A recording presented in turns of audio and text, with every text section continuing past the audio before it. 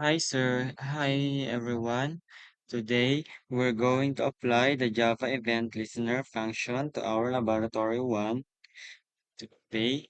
Bago natin simulan, open muna natin yung ginawa natin ng Laboratory 1. Kaya open natin tong Eclipse. Wait natin siya hanggang ma-open.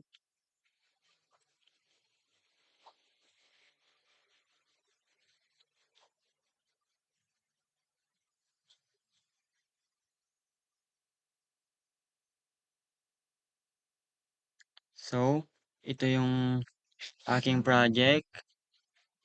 May dinagdag na ako dito kaso hindi ko lang na screen record. Pero, try natin siyang i-run. Yan. Yan. Lagay natin.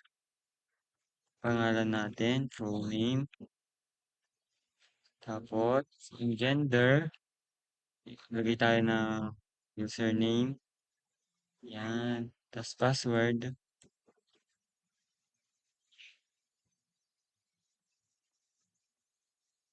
Yung phone natin.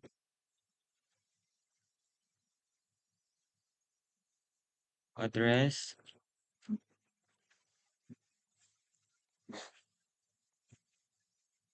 Tapos, yung email.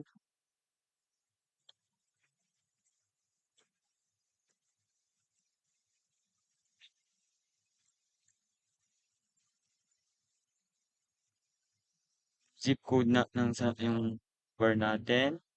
Tapos, yung country. Pagkatapos nyo ma-fill out lahat, then try natin siyang i-submit. Then, ganyan siya. Yan. Yan lang po. Maraming salamat.